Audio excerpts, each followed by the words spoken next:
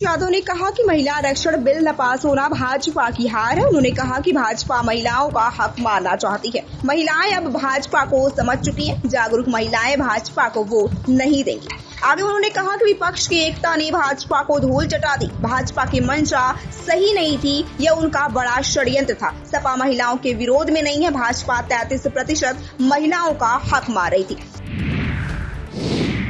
वहीं सीएम योगी ने कहा कि आधी आबादी में विपक्ष के खिलाफ गुस्सा है। उन्होंने कांग्रेस, सपा, आरजेडी, टीएमसी और डीएमके पर निशाना साधा। उन्होंने कहा कि उन्होंने नारी शक्ति वंदन अधिनियम पास नहीं होने दिया। उन्होंने विपक्ष के आचरण की तुलना द्रौपदी के चीरहरण से कर दी। उन्होंने कहा कि विपक्ष की गैर जिम्मेदाराना टिप्पणियां किसी से छुपी नहीं है। महिलाएं इन पार्टियों को माफ नहीं करेंगी। इसके अलावा पश्चिम बंगाल में पीएम मोदी ने महिलाओं के लिए बड़े वादे किए। उन्होंने कहा कि मातृ शक्ति भरोसा कार्ड के तहत हर महिला को सालाना 36,000 रुपए दिए जाएंगे। साथ ही पक्के घर के लिए 1.5 लाख रुपए, बेटियों की पढ़ाई के लिए 50,000 रुपए और गर्भवती महिलाओं को 21,000 रुपए मिलेंगे। उन्होंने टीएमसी पर महिला आरक्षण बिल रोकने का आरोप लगाया। गुंडों को 29 अप्रैल तक आत्मसमर्पण करने को कहा। इसके अलावा उत्तर प्रदेश में स्मार्ट मीटर बदलने पर फिलहाल रोक लगा दी गई है। तकनीकी कमेटी की रिपोर्ट आने तक काम रुका रहेगा। पावर कॉर्पोरेशन अध्यक्ष डॉक्टर आशीष गोयल ने बड़ा आदेश दिए हैं। अब तक 78 लाख स्मार्ट मीटर लग चुके हैं। कई जगहों पर प्रदर्शन भी हो रहे थे।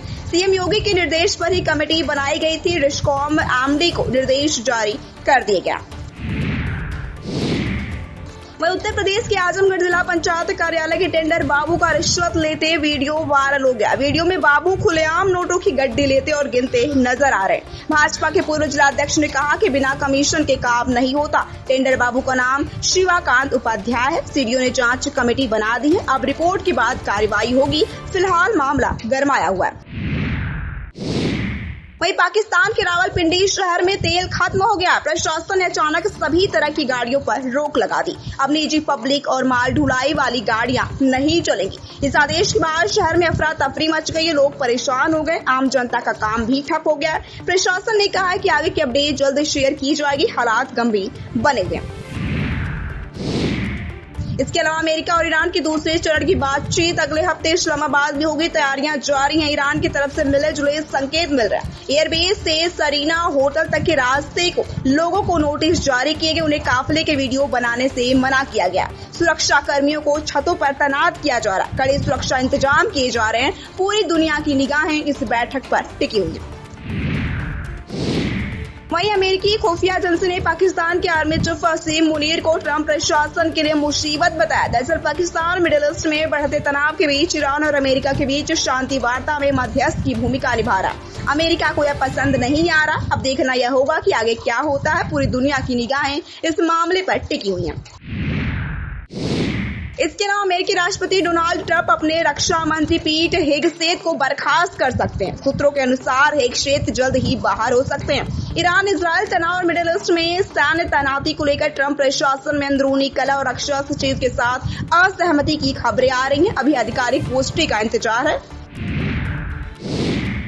वहीं ईरान ने हरमुज में भारतीय टैंकरों पर ताबड़तोड़ फायरिंग की है। देश गरिमा नामक तेल टैंकर गोलीबारी के बाद भी सुरक्षित निकल गया। ये 10वां भारतीय जहाज है।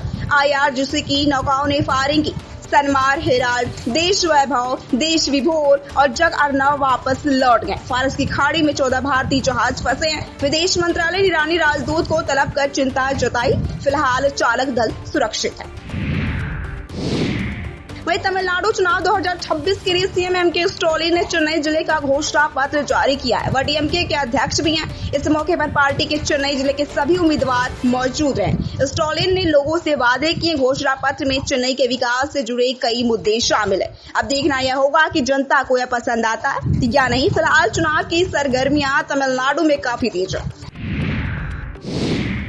वहीं इंडियन प्रीमियर लीग के 19वें सीजन का 30वां मुकाबला गुजरात टाइटंस और मुंबई इंडियंस के बीच आज सोमवार को 20 अप्रैल को नरेंद्र मोदी स्टेडियम अहमदाबाद में खेला जाएगा। ये मुकाबला भारतीय समयानुसार शाम 7:30 बजे से शुरू होगा। इन दोनों ही टीमों के बीच पिछले IPL सीजन कुल 3 मुकाबले खेले गए थे, जिसमें से 2 गुजरात टाइटंस और 1 मुंबई इंडियंस ने जीतकर अपने नाम किए। वहीं जापान में एक वॉलीबॉल मैच के दौरान खिलाड़ी यूजी निशिदा द्वारा मारी गई गेंद गलती से कोर्ट के किनारे खड़ी एक महिला जज यानी कि स्टॉप जो कि बाल गर्ल होती है उसको लग गया, जिसके बाद खिलाड़ी ने फर्श पर फिसलते हुए घुटनों के बल बैठकर अनोखे अंदाज पे माफी मांगी। फिलहाल यह वीडियो सोशल मीडिया पर काफी तेजी से वायरल हो रहा, दुनिया भर में इसकी प्रशंसा भी हो रही है।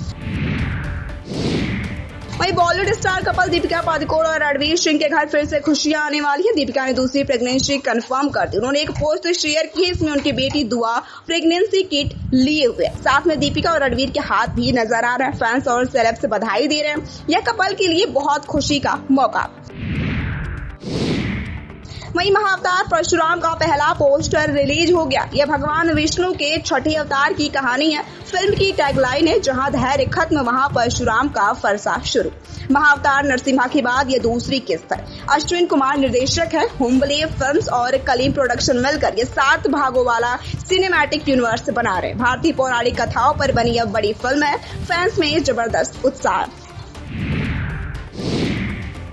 वहीं अगर आज के मौसम की बात करें तो 20 अप्रैल 2026 को उत्तर भारत में भीषण गर्मी पड़ेगी। दिल्ली का तापमान 42 डिग्री तक जा सकता है।